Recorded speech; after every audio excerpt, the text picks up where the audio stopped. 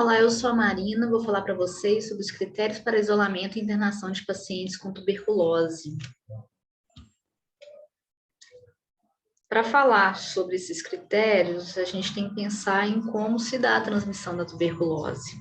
Ela se dá por via aérea, ou seja, uma pessoa que tem tuberculose na forma pulmonar laríngea, que elimina bacilos no ambiente, está tossindo, está falando, está espirrando, vai eliminar pequenas partículas que ficam suspensas no ar e o receptor vai inalar essas partículas.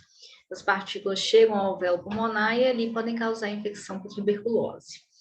Bacilo que se deposita em superfície, ele não tem papel na transmissão da doença. Ele vai estar em partículas muito pesadas, e essas partículas não têm condição de chegar ao alvéolo pulmonar. Então, não é necessário separar roupas, lençóis, copos desses pacientes com tuberculose. O que vai aumentar a probabilidade de transmissão e infecção? A infectividade do caso-fonte, ou seja, se ele tem uma doença mais avançada, às vezes ele tem uma doença mais antiga que não foi diagnosticada, e aí isso vai aumentando a gravidade da tuberculose, aumentando o número de bacilos que essa pessoa elimina no ar. A duração do contato, o tempo de contato, exposição do receptor com esse caso-fonte, e o tipo de ambiente, se for um ambiente pouco iluminado, ambiente fechado, esse risco é maior de transmissão.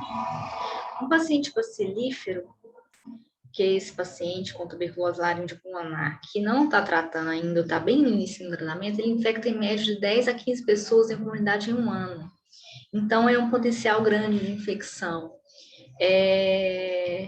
Quando essa pessoa é diagnosticada e começa a tratar, vai haver uma redução gradativa da eliminação de bacilo infectante.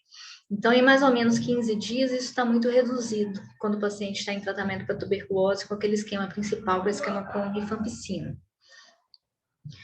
Por que as pessoas que estão nas unidades prisionais, sejam pacientes, aliás, sejam pessoas privadas de liberdade, ou seja, trabalhadores que estão aqui naquele local, eles vão ter um risco maior, vão estar mais expostos à tuberculose?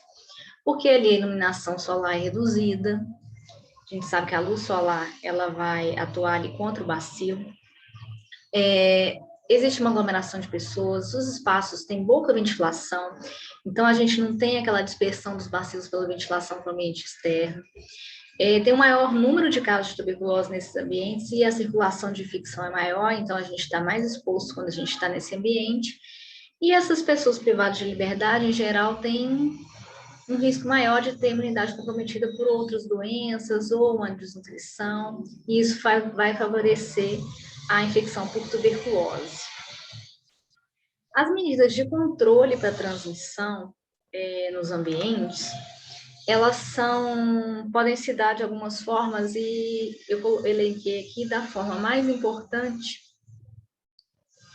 na ordem decrescente, né?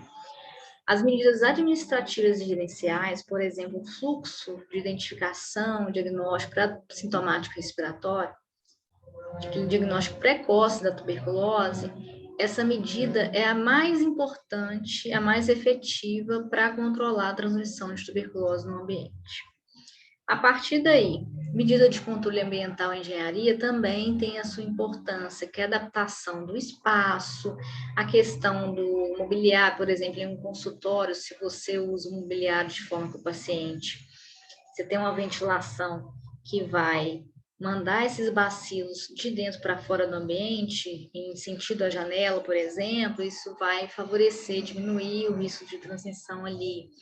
O equipamento, por exemplo, usar um filtro EPA com um exaustor no ambiente fechado, aquilo vai filtrar as partículas e aí vai eliminar no ar por um exaustor, e você vai ter um ambiente ali com menos risco de ter bacilo por tuberculose.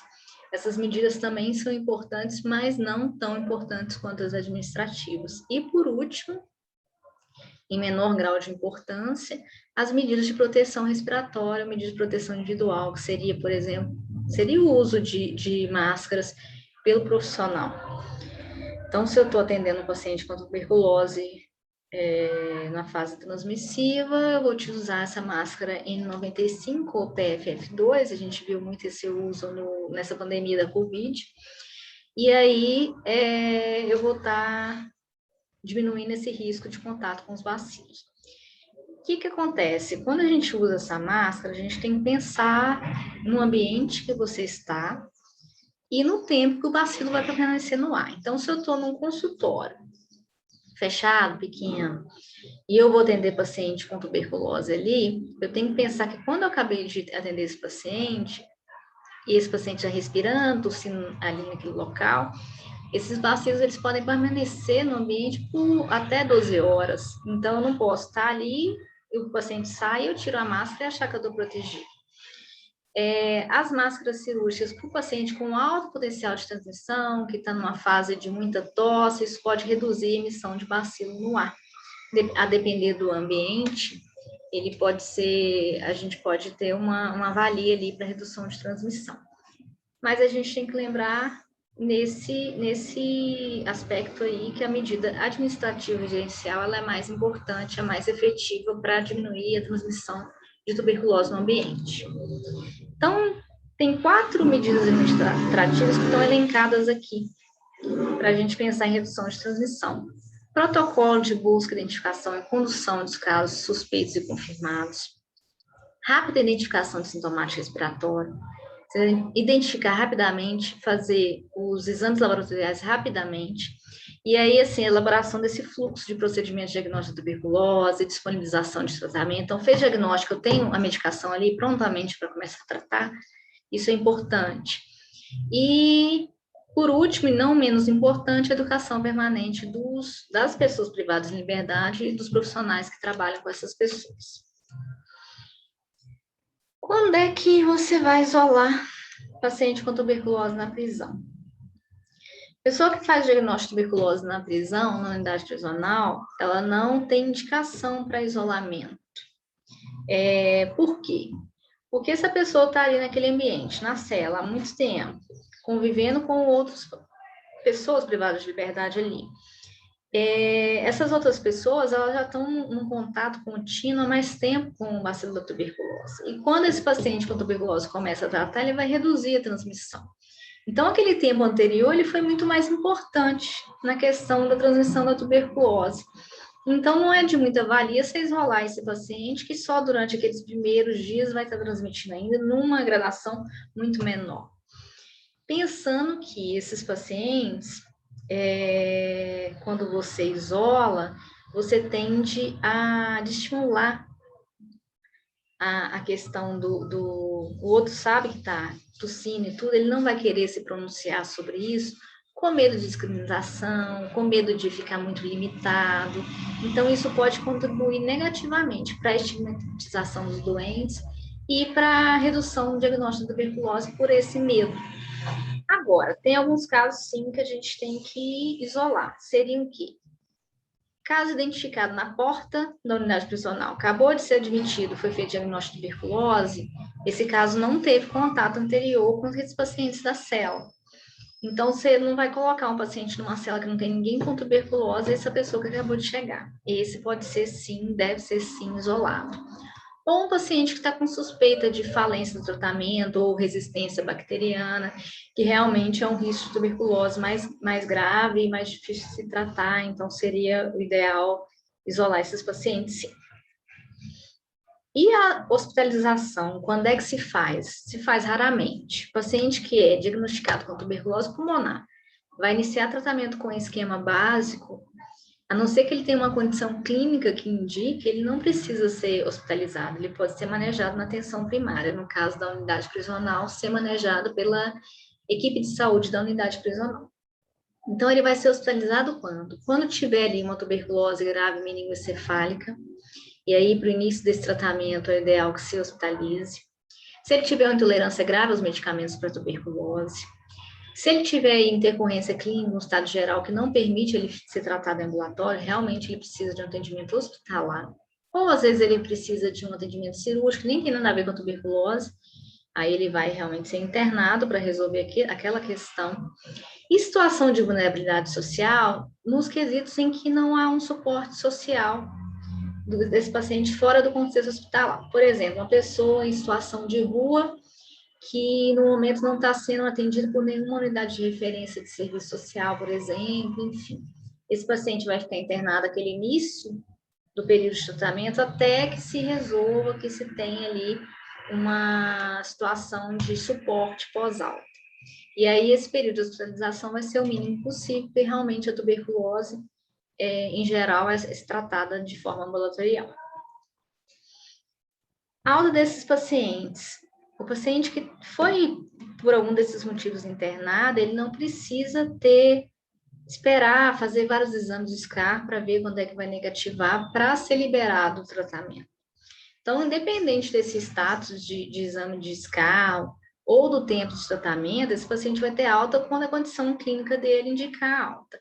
E aí ele vai ser liberado com responsabilidade, com medicação para 7 dias de tratamento, com relatório de alta, sumário de alta, os exames que foram realizados no hospital, e com a garantia do controle no serviço ambulatorial de destino. Então, o serviço social do hospital vai fazer contato com o serviço ambulatorial que vai acompanhar esse caso. No caso do paciente em sistema prisional, a unidade prisional vai ser contactada. Se esse paciente precisar ser acompanhado na unidade de referência secundária, os dois serviços, tanto a unidade prisional quanto esse serviço de atendimento ambulatorial, vão ser comunicados essa alta.